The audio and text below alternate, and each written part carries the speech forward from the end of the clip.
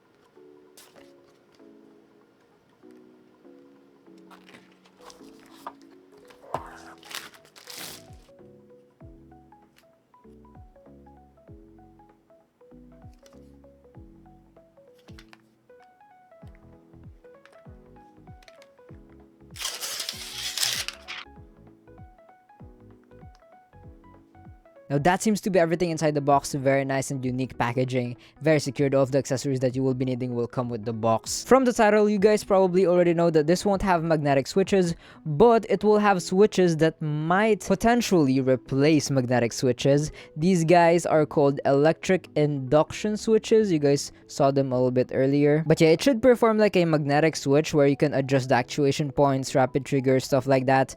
But this will be better apparently. From what I can see right now, what makes these electric induction switches better than magnetic switches is magnetic switches rely on magnetic fields, which can change and fluctuate depending on the temperature, humidity, and stuff like that. But with these electric induction switches, that shouldn't be an issue. I'm not gonna lie, you guys probably already heard it a little bit, but they actually sound pretty nice, these electric induction switches. But yeah, who knows, that might also be one of the pros of electric induction switches. But yeah, more details on these switches later. Going back to the keyboard, not gonna lie, I thought the electric induction switches are the only thing that is gonna be interesting about it. But after unboxing it, just look at how unique and beautiful this keyboard is. The keyboard itself is actually top of the line, premium, amazing, very shiny background, or not background but backing of the keyboard. It does sound like plastic but pretty high quality, but these sides are aluminum metal, I'm pretty sure. The sides as well as the top case, yeah, aluminum, I'm pretty sure. So yeah, very high quality. Now we do have different colors and layouts to choose from. I got the A83 white, but you can also get it on the A83 black, so just a black version of this,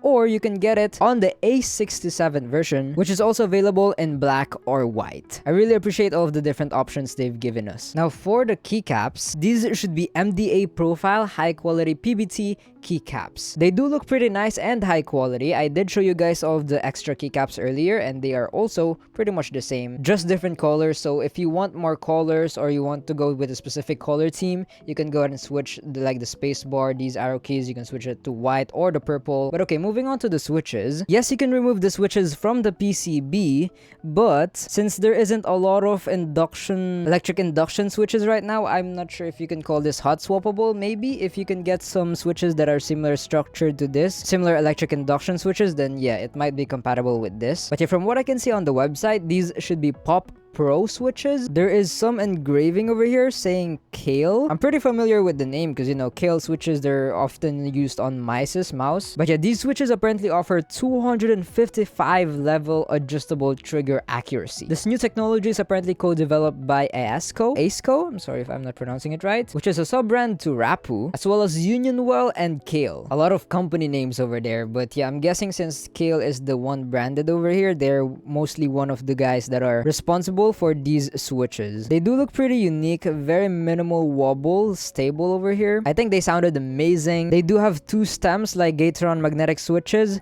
or you can call it tree if you consider this little thingy that pops out whenever you press the key. But yeah, I think that will be responsible for the electric induction technology triggering. Not gonna lie, since this is my first time seeing these types of switches, I want to open them up. Okay, here they are. So it's just like a normal switch with a spring. This one is a little different diffuser for the RGB. But yeah, as you can see over here, this kind of explains the stability of the switch. It does have this double rail kind of structure. So yeah, it's very stable. But yeah, other than that, it's like a magnetic switch, but instead of a magnet attached on the bottom of the switch, it's this pointy little thing. It's not really sharp. Anyways, putting back the switch together, there we go. Now let's go ahead and listen to the whole keyboard with the switches and keycaps on.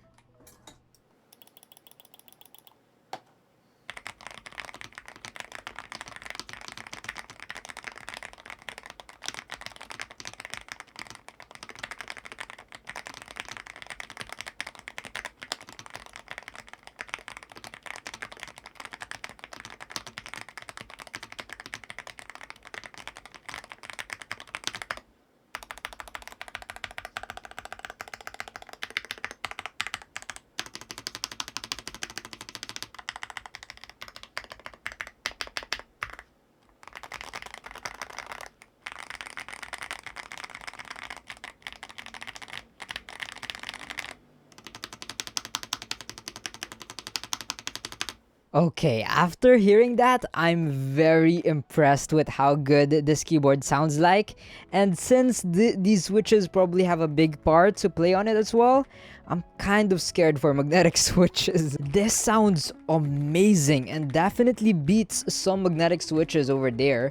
But again, sound definitely can be a huge personal preference. But all I'm gonna say is this can compete with one of the best sounding magnetic switches, which is like what, the Gateron Magnetic Jade Pros. Like those are one of the best sounding magnetic switches I've heard, and I think we do have a competition over here. Now, feeling wise, it does kind of feel similar to magnetic switches. It has that linear, you know, feeling to it, but I'm not sure if it's because of that pointed thing reaching the bottom or what, but the bottom out sounds amazing on these switches. These kind of feel similar to closed bottom magnetic switches. But yeah, other than that, I'm also pretty impressed with the stabilizers. You could definitely tell they made a lot of efforts in making this keyboard sound good. But yeah, there is some lube over here, pre-lubed stabilizers. Very nice efforts, I love it. Definitely helped in making the spacebar not rattly or overall the stabilizers. But yeah, very nice high quality sounding keyboard. Now how about the performance? Is it also good, high quality? Now I already explained to you what electric induction switch is, so yeah, kind of similar to magnetic switches. It will have adjustable actuation points, rapid trigger,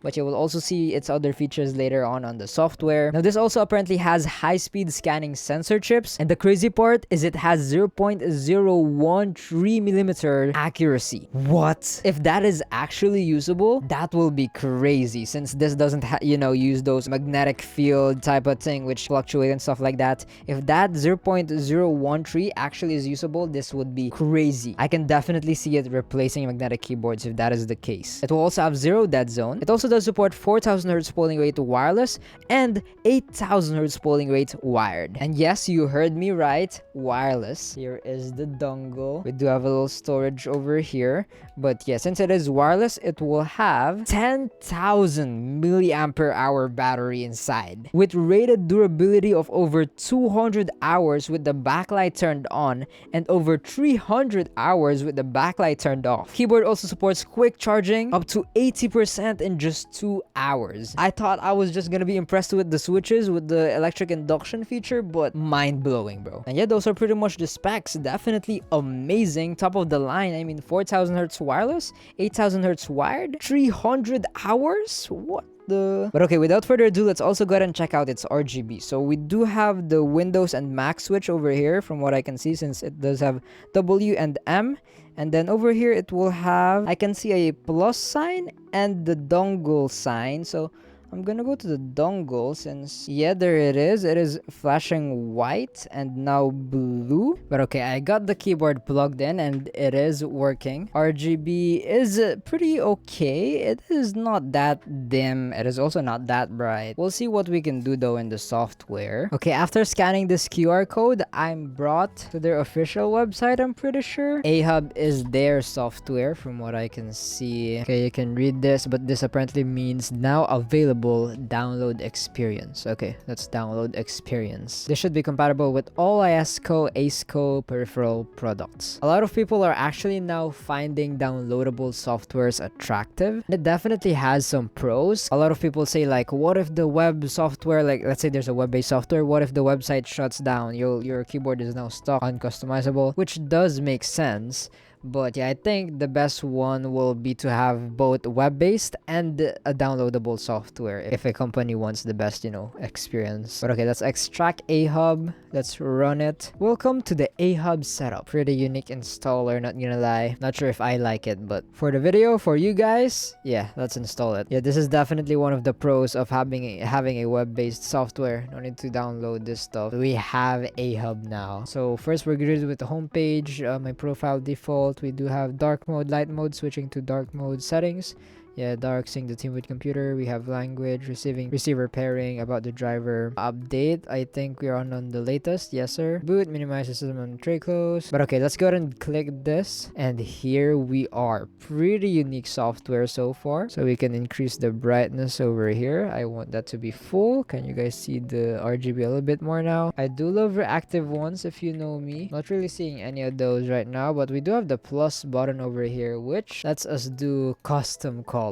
Wow. But yeah, I'll be satisfied with wave for now. Make that 100% brightness. Yeah, that is pretty bright. Can you? Yeah, I think you guys can see it. Yeah, I'm pretty satisfied with that. But okay, that's gonna be it for the lighting settings. Very customizable. You can also, make your own custom with the plus button over here. Moving on to performance. Hypercore Max. Connect the power cable to turn on. Ultra high frequency power extreme performance release. AASD performance. SSSS. So the keyboard is faster if we use it wired. Okay, that makes sense. Firepower. High frequency power unleashing top tier WASD performance. And we have standard, which gives us the most battery life. Okay, I actually like this. Being able to change, the performance. You want more battery or performance, or do you want just full try hard more performance? I'm pretty satisfied with this. Moving on to travel. Okay, this is where we change the actuation points and stuff like that. We actually already have kind of a setting over here. Let me select WASD though and spacebar. Okay, let's see. We can go to as low as 0.05 millimeters. When the initial trigger value is less than 0.15, false triggering and automatic triggering may occur. Thank you for the advice, but I want to test the limits of this new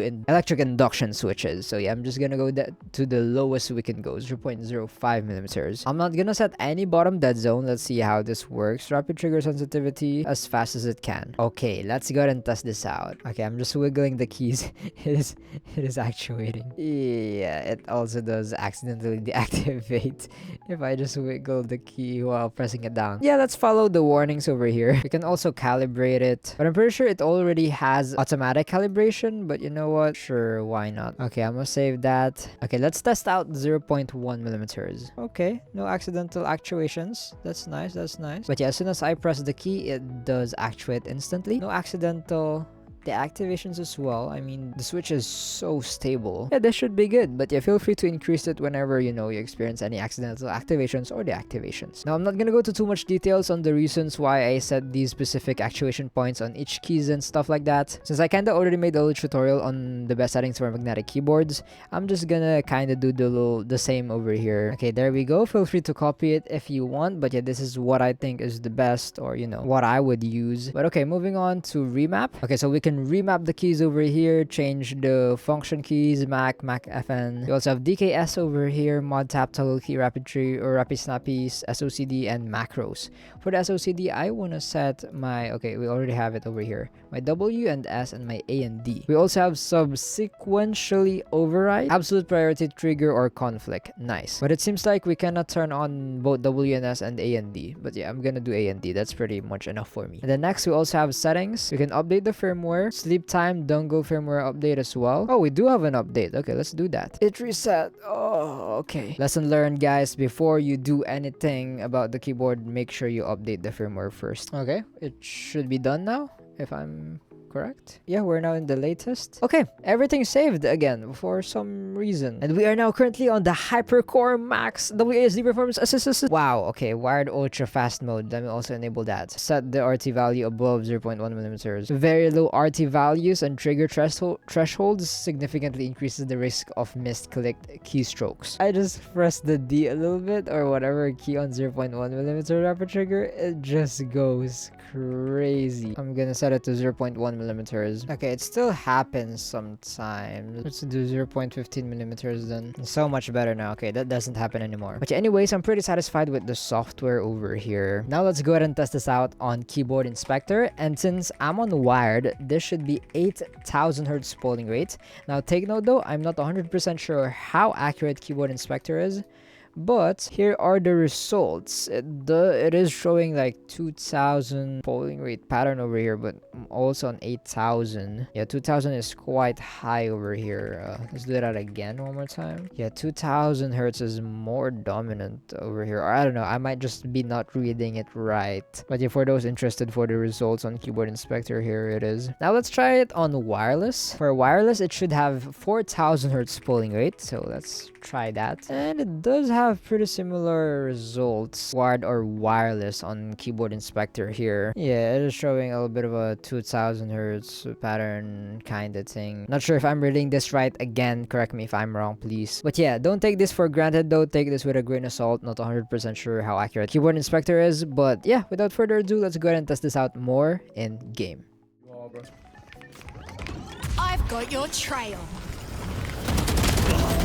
Ow! Spike down. One enemy. I think the guy in. Okay, inside. Last player standing. No! Oh! That's it. One dead.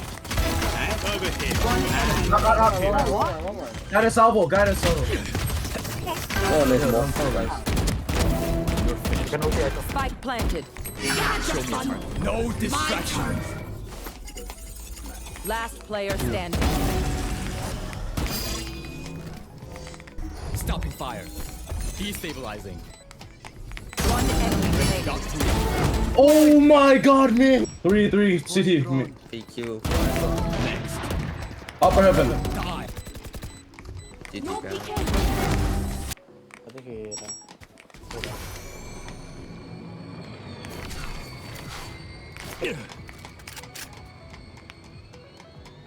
You want more? Here's more.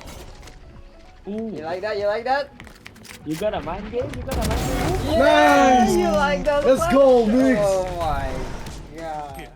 So after playing and testing the AESCO A83, here's my experience so far. Now to be specific, you guys are probably very interested on what my experience is on the electric induction switches compared to magnetic switches. And not gonna lie, I'm pretty impressed with the sounds they make and the fact that it is actually more stable than magnetic switches. But does it make these better than magnetic switches performance-wise? I mean, logically speaking, more stable switches means more lower actuation points, and lower actuation point means faster response times. So yeah, it can be more faster than magnetic switches. But as you saw when I set these to the lowest actuation point, it can, like 0.05 millimeters, it was accidentally activating. And if you remember correctly, setting the rapid trigger to the lowest it can as well, it was causing some double clicking on the super fast mode kinda of the keyboard. But you didn't really experience that though on the second to the fastest mode of the keyboard. What I'm trying to say is, even though these are apparently more stable than magnetic switches since it doesn't rely on magnetic fields, it does still suffer from accidental deactivation or rapid trigger being too fast, causing double clicks. So at the end of the day, it's gonna have similar distance to a magnetic switch. That little distance improvement won't even be that noticeable. I mean, yeah, looking at the numbers, it will be faster by maybe, I don't know, a few milliseconds. So yeah, looking at the numbers, yes, this can be a bit faster, but I don't think the difference is that big to the point that, you know, the magnetic switches will will be replaced by electric induction switches. So yeah, performance-wise, I can't really say electric inductions will be so much better. Maybe just like a tiny bit considering the stability factor. But yeah, performance-wise, not a big difference compared to magnetic switches. But yeah, sound-wise though, I'm actually pretty impressed on how these switches sounded like paired with this keyboard, the A83. I can definitely see these electric induction switches beating a lot of magnetic switches on that part, because some magnetic switches don't sound good, but there are definitely some magnetic switches like the Gatron Magnetic Jade Pros. I think those sound amazing and can compete with these types of switches sound wise. So yeah, these are definitely amazing sounding, I'll give them that. Now that's a difference that you can actually notice. But yeah, gaming wise, I've had an amazing experience. As soon as I click the keys on the lowest, or not really the lowest actuation point, on 0.1mm actuation point with the electric induction switches, they felt very instant and responsive. Gaming wise, it is similar to magnetic switches, and I don't mean that in a bad way. These are amazing, very instant. As soon as I lift up the keys, it did stop actuating. You know, my movements felt amazing. I was able to perform my best. For my daily use, I didn't really have any problems with it.